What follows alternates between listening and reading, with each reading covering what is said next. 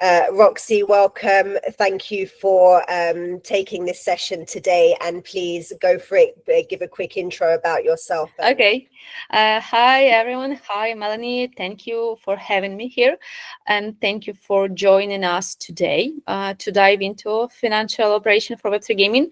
My name is Roxy. I'm a CEO at Finloo. I have more than 11 years of experience in finance, accounting, and everything related to this. Yeah, I want to share with you some of my experience, and we'll be breaking down on how financial operations can support and streamline Web3 gaming.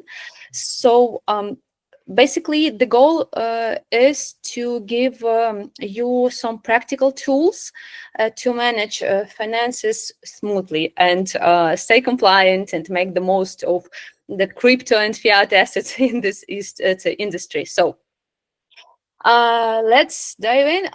We will discuss these 7 topics today. Choosing the best jurisdiction to set up a Web3 gaming company. Then making sense of token accounting. Tips on managing your treasury. Think here how you handle your money.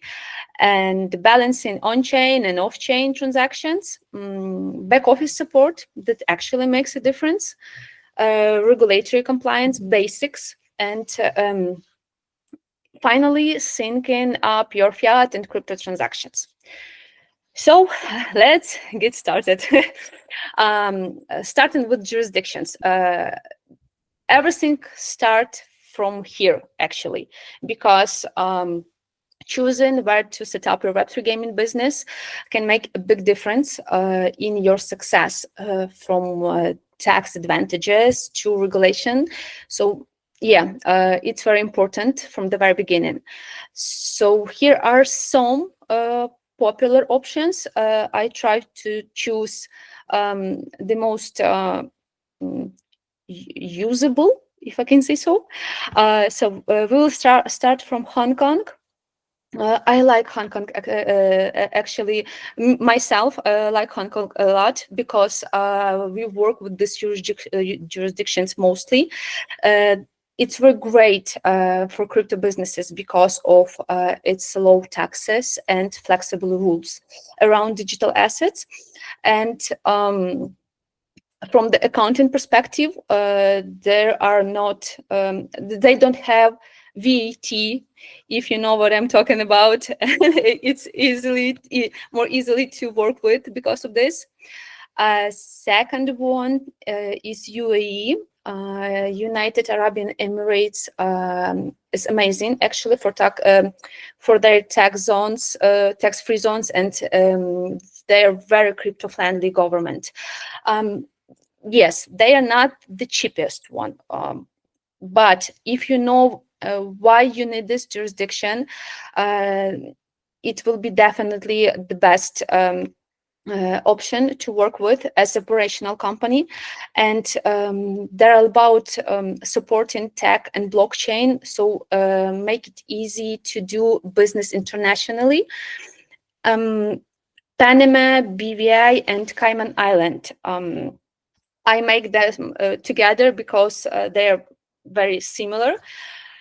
So these spots offer low or even zero corporate taxes, and plus they have strong privacy protection, so which can be really helpful for gaming and token-based revenue models. And last but not least, in my list is Singapore. Is very supportive of tech and crypto, and actually it has clear and flexible regulations, and it can make it can be ideal for companies that want to operate in a stable and very innovative friendly environment. So Singapore here also will be the best. How to decide, actually, what jurisdiction will be best for you. So you need to think about where your customers are, as tax rules actually often depend on location of your users, and you need to look at each jurisdictions.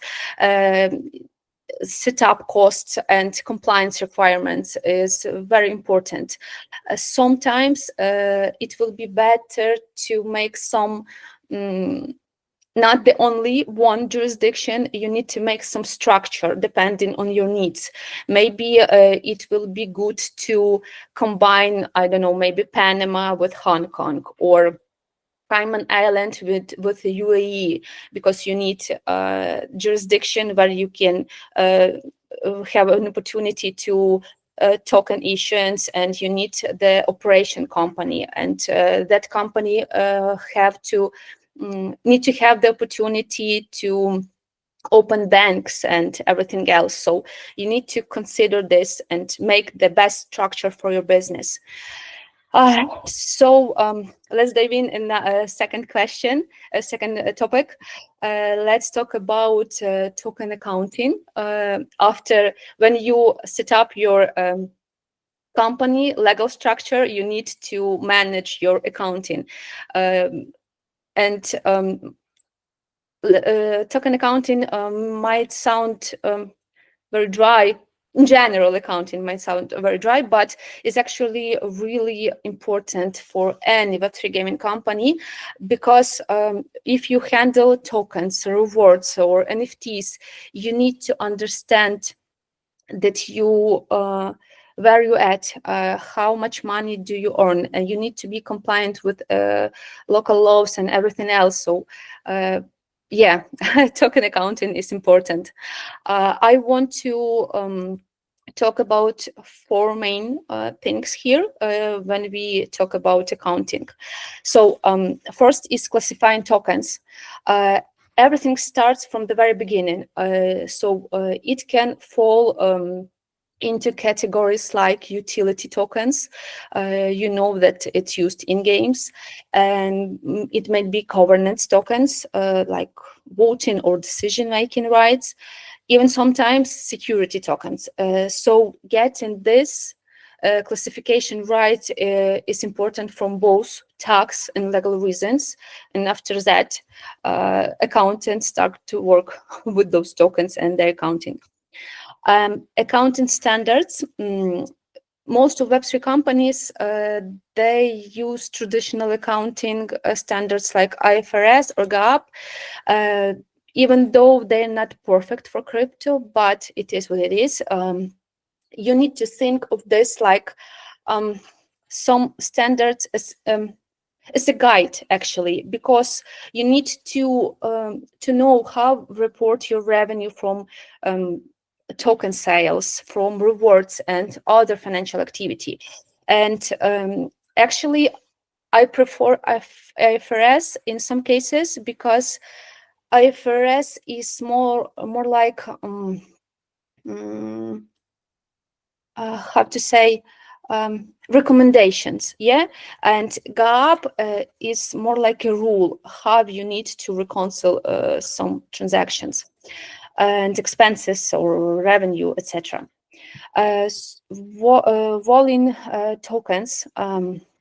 So since token values change constantly, it's a good idea to pick a strategy for updating those values. So for example, choosing a standard market rate and reviewing it regularly. Tools like coin tracking and for example, Legible actually can help you track these values in real time. So it can help you make reporting easier. Tracking tools. Software actually might be something that you do not think of, but it can help you automate a lot of tracking, and programs like also CoinLedger. It can pull in data from on-chain transactions and align it with traditional accounting systems. So actually it can save you time and headaches. So yeah. Third one is the treasury management for Web3 gaming. I hope I don't talk maybe slower. Melanie, everything is okay? No, it's great. It's Okay. absolutely great. Yeah, Thank you. yeah, it's just I have a lot of information and I want to share with all of this. And maybe because of this, I can speak too fast. Okay, treasury management. Treasury management is basically how you handle your company's money. So from game revenue to funds for rewards, and you need to get in mind in my opinion, things that can stable and make more secure your treasury management. So liquidity. You need to balance your treasury with a mix of stable coins with fiat reserves and any project tokens you may need for in-game purpose. So this will, in this way, you're not at the mercy of the ups and downs of crypto markets, and it can make easier your life with some emergencies, something like that. Second one is security. I think everyone in crypto world know about multi-sig wallets because using them, where multiple approvals are needed to access funds, is a big plus for your security. You can also automate certain payments through the smart contracts, and it will help you to keep things smooth, actually. Transparency. Yes, investors and users love to see transparency. So consider maybe putting some monthly or quarterly updates on your treasury's health. It may help a lot for your users. Fourth one is reserve management. Keep separate, actually, reserve for on-chain activities like rewards, for example, and off-chain expenses like payroll. If you will do reserve for both and you will make this separate, it gives you more flexibility actually to cover all your costs without dipping into on-chain funds if they're volatile. And it actually can help you the same if there are some emergency cases and you lost some your treasury and you need to cover this, and you make those reserves, as I said, separately. It can definitely help you. On-chain vs off-chain operations. In Web3, some transactions happen on-chain and others off-chain. Here are some breakdowns. I preferred, when I work with finances and everything related to this, I prefer to make that breakdown because also it make a lot of easier work in the future when you handle on-chain, for example, your in-game purchases, NFT transactions, and token distributions. And off-chain, your use for payroll, paying your vendors, fiat expenses. Why it's good idea to separate something that you can handle off-chain, because this can be can manage, if you can manage this in traditional way, it may cost you lower costs when you make the payroll, for example. There may bridging those two on-chain and off-chain activities sometimes can be tricky, but now in 2024, actually, there are a lot of tools. For example, QuickBooks, now they offer a lot of integrations with blockchain data, and actually it can help you to match everything that on-chain with off-chain, and you will have your financial information, actually everything clear in one place and accounted for. Let's move for a full back office. Actually, I don't have a lot of say here, because everything that I'm covering today is about this full back office operations. So back office operations, and they matter because having a streamlined back office means smooth, efficient operations that help your gaming business actually run better. When you have a dedicated team that handling all your bookkeeping, reporting, and overall financial health, it help you to keep actually everything's organized. And when you want to see how your business, where you at, how did you earn for, I don't know, for the last months, for the last 6 months, it will be much easier for you, because when your dedicated financial team handle all this, or even you will have in-house financial team, it doesn't matter. But if you have the professional that work only with this, you always will be on the one page with your business, if I can say so, because you will understand everything that you need to fix if there is something like that.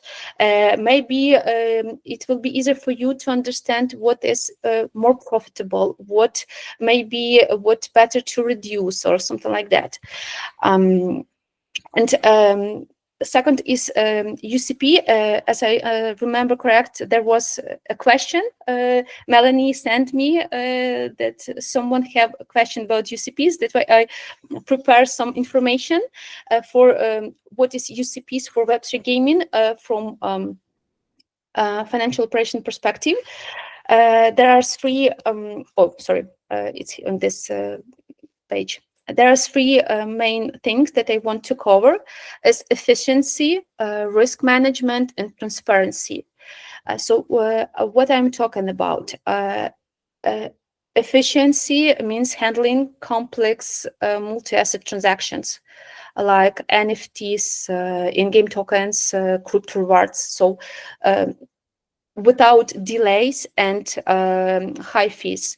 For example, platform with multi-assets and multi-wallets tracking help players and investors see exactly where assets are, and ensure smooth and transactions within the game.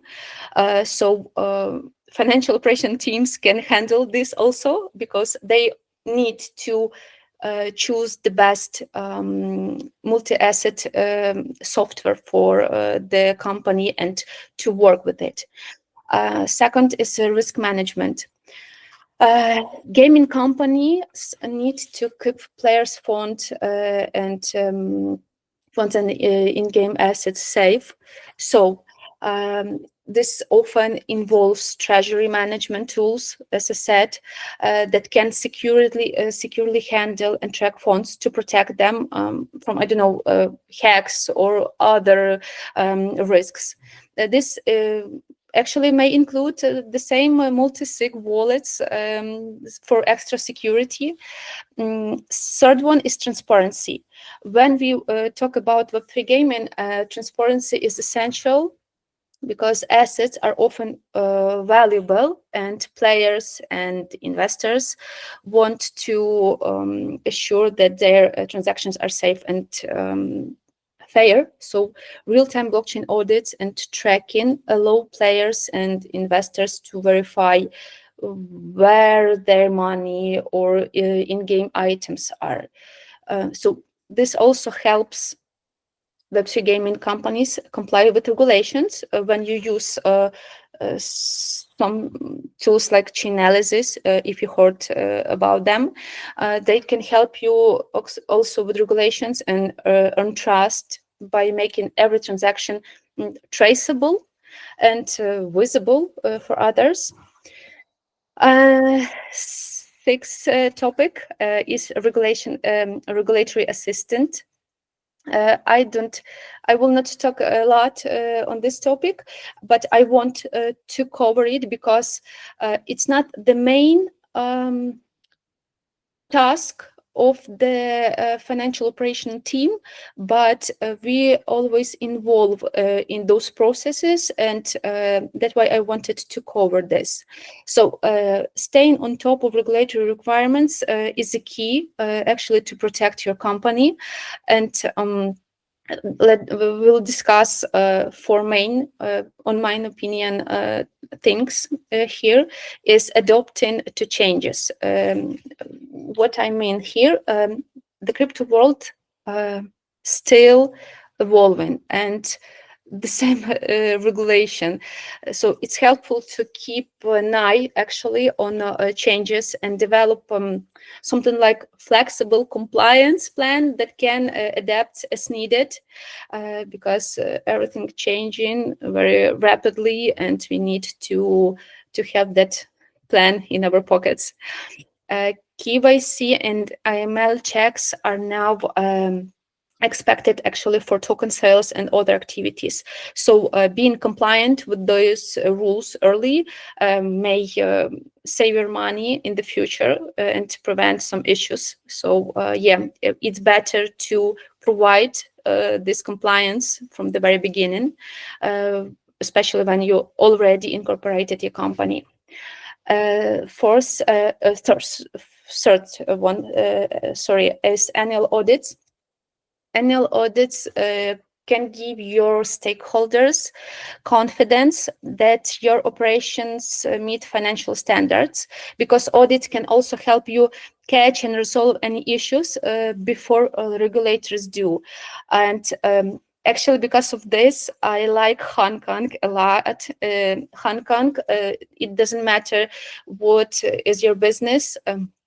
Entities there must go through the audits every year, and sometimes it's very helpful, because when the company start to go through the audit, we hire external auditor for this, and it's easier to find some maybe gaps in your financial statements, or some errors that you have an opportunity to fix before regulations came to you. So yeah, I like in Hong Kong, I like audits a lot because of this. And data protection.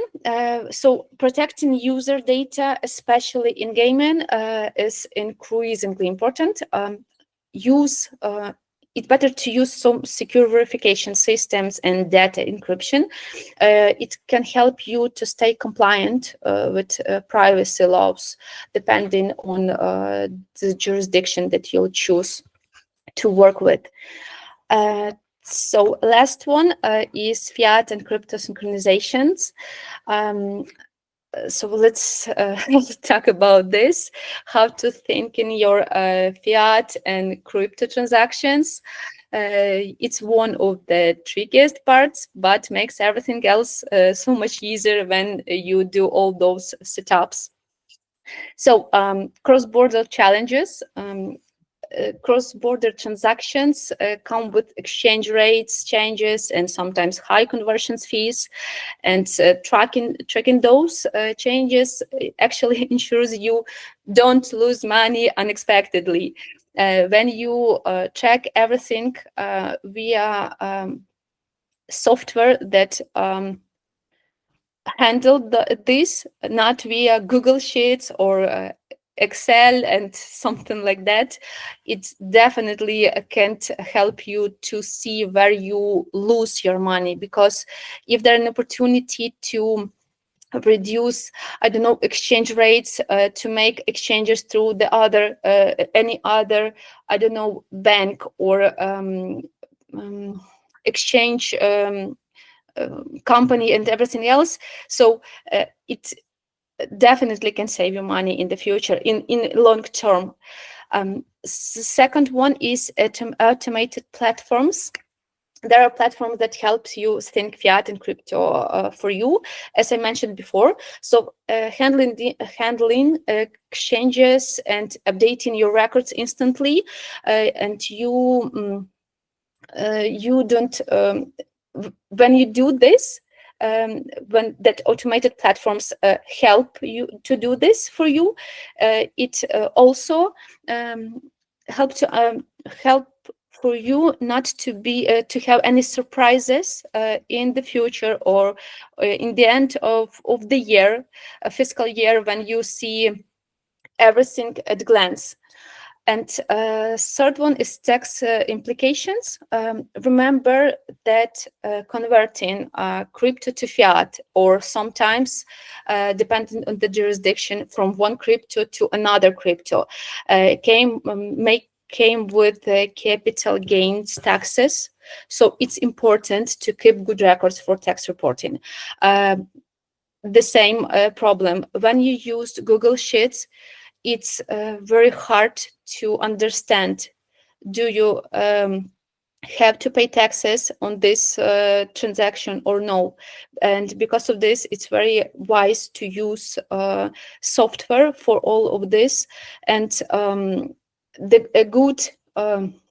when you choose the best software for your needs, and you make them to work correctly, it can help you with everything, with token accounting, with expenses that you need to understand, do you need them or not, and everything else, with taxation. So yeah, good software is something where you need to start with.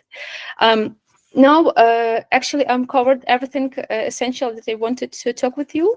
So if you have any questions, I will be glad to answer. Yeah. Thanks very much, Roxy. Lots of great information there.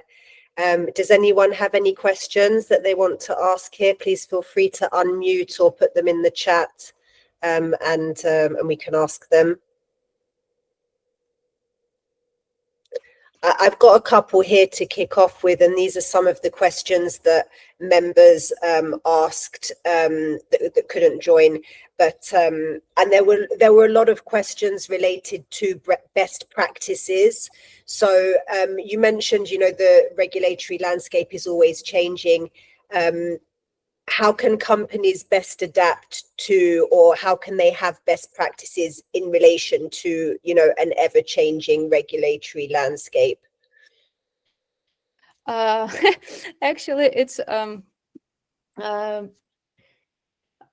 everything depends on the size of the company, actually, because the bigger the company, the harder for them to actually, because of this, it's very good to be small or medium-sized company, because you have that opportunity. If you have, for example, a lot of entities that you are working with, you have that speed to handle regulatory that are every time changes. And the best practice here to have a special person in that country that you're working with. For example, I don't know, your company incorporated in Hong Kong, yes, and when you have a couple of entities and you involve in your business, you don't you thinking about how to grow your business, how to scale it, and etc. You don't read everything that are changing in that country, because you're thinking about your business. And it's very good to have, for example, a tax specialist in Hong Kong that will notify you, hey, there are some changes that will be from the beginning of the next year. You need to prepare for this.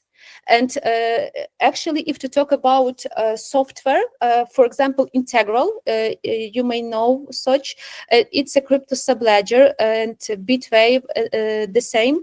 I like their practice because according to accounting and everything that related to this, they when there are some changes in their jurisdictions, they send you a notification. So pay attention. So there will be some changes. So you need to prepare for them. Our software also will preparing for the changes. So you can be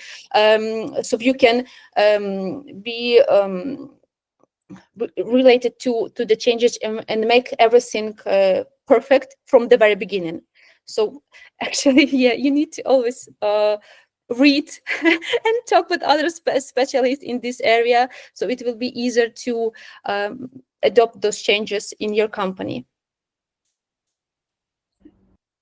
So I guess utilizing reputable and, solid software, making sure that you're utilizing somebody who kind of helps keep you abreast of that as well can be useful. Thank you. Any other questions? No, I think you've covered lots of things really clearly. Maybe I can throw a couple of others at you, again, related to best practice. And one was, I don't know if you have like a checklist of things of what would be the best practices in relation to managing treasury and treasury processes. What are some of the core things that companies can do? Actually, it's the same situation, because it's hard to make one basic that will suitable for every type or size of the company, because depending on what do you have, assets, entities, and everything else. Every company is like every other person. It's unique, and what's suitable for one company can't be suitable for the second. And every time you need to understand, dive deeper in the company's life, what do they have and everything else, to understand what the best treasury tool and treasury strategy or policy will be, particularly for that company. So I had a lot of clients, and actually every treasury policies that I will doing for them, it's every different for every company. So they only have name treasury policies that are the same for everyone. If you know, if I understand what I mean. So it's hard. It's very hard to make that basics. Yeah, I can say that, oh, you can use Fireblocks for your treasury management, and it can cover a lot of your needs. It can cover a lot of your treasury policies, but maybe you don't have a lot of budget for that treasury tool. Maybe it's better for you to use another. For example, I don't know, Utila, it will be cheaper, but it has less functions than Fireblocks. And maybe you don't need that function that Fireblocks offers you. So everything depends. And that makes me want to ask one more question of, like, what advice do you have to startup companies that don't have a big budget? What should be their first considerations? What should be the first consideration? Actually, if they don't have, I don't know, financial specialist, if they have someone who handle all finances, cryptocurrency, fiat, and everything else, please don't do this in Google Sheets. Choose the cheapest one crypto subledger, and it may cover you a lot of work that must be done in the future about valuation and understanding your balance sheet, if I can say so. What is your asset? How many expenses do you have, and everything else. So if you small team, but you have crypto transactions, you have some crypto assets in your balance sheet, but you don't have appropriate accounting, just start from the cheapest crypto subledger, and that will be enough for the beginning. And actually it will be easier for you because you can automate every records. So for example, you have a couple of wallets, you can just attach them to that crypto subledger, and it can help you to classify your transactions, expenses, and everything else. It will make your life easier, actually, if you don't have, as I said, any financial specialist. And in some way, actually, it also can help you to make that treasury management not from the security side, but from the side of as an owner, etc., to understand where are your assets, how many assets do you have, how many assets do you have in USD, or maybe you need to make some diversification to, as I said, fiat, stable coins, and other tokens. So it can help you to do this. Thanks very much. We've got some questions from Dane as well. Dane, I don't know if you want to unmute and ask them, or I can read out your questions in the messaging. You can unmute, yes, and better to discuss it in real life, not just texting. Hi, Roxy. I just Hi. wanted to ask if there are some regular internal reports that you find helpful in keeping everything in order when it comes to the accounting. So if to talk about something that can help to keep things in order, actually it's a treasury management policies. It's something that company should start from, because when you do that policies, it's easier to everyone understand. When you starting to hire new people and everything else, it's easier to know how you record some transactions, how you handle with some expenses. Do you put this on the expenses, or do you put this on the balance sheet and you make some amortization, or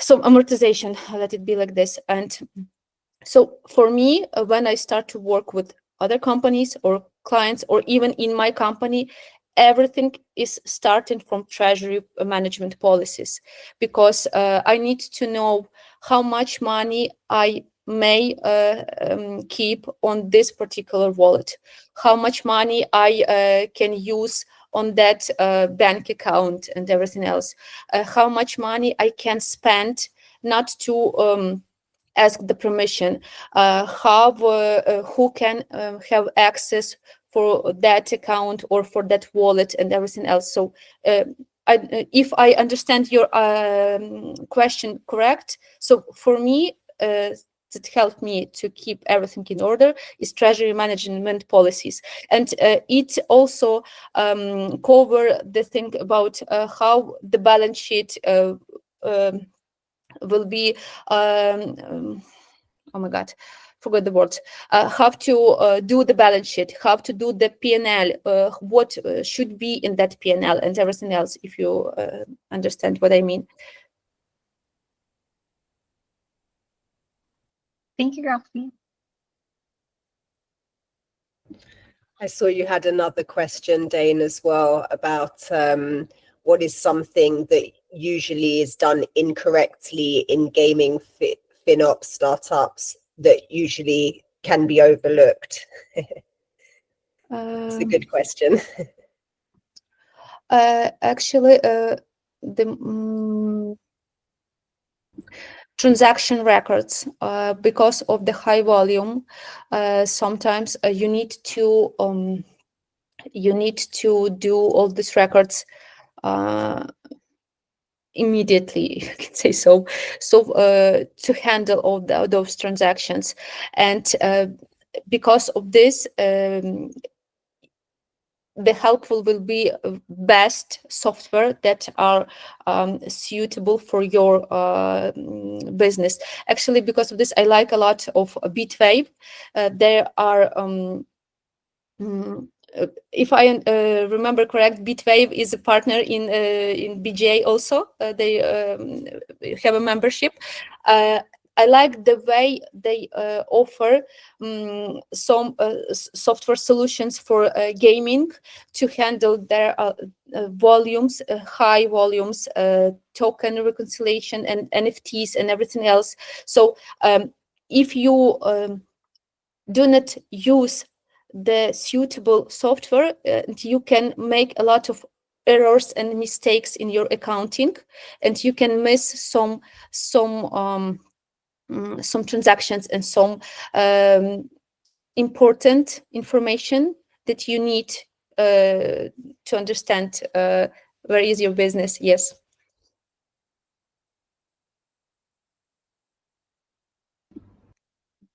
Hopefully that answers your question, Dane, and thanks Roxy for the answers. Does anyone else have any last questions before we wrap up? No, I think we're all good. Awesome. Thank you very much. Thanks to everyone who attended. We will put this recording on our YouTube channel, and hopefully Roxy can share the presentation as well from today's session. Roxy, thanks so much for sharing your expertise and knowledge in this session. Really insightful, so thank you. Thanks for your time. And yeah, thanks to everybody for joining, and thanks for your time as well. Actually, I wanted to inform you and actually invite you on November 19. There will be a Twitter space where we will discuss the due diligence for startups and everything related to this. It's called Inside VC Legal and Accounting Due Diligence. So we will hopefully we will have also the legal representative that can discuss everything that related to this. So maybe it will be helpful for someone from BGA and everyone else. So waiting for you on that Twitter space. If you have the link already, please feel free to share it in the chat. Otherwise, where can people go on X to find the space? Wait a minute, I will share this here.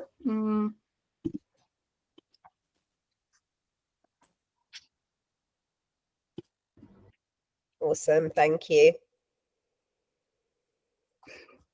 Thank you, you too. Thank you all for your time. It was a pleasure to be here, and I hope that information was relevant for you. And feel free to contact me if you want to discuss something that related to accounting for Web3 Gaming, and I will be glad to chat about this after the presentation is ended. Thanks, Roxy. Thanks everybody for joining. Thanks for your time. Have a great rest of day, and look forward to seeing you soon. Bye, guys. Bye-bye. Bye.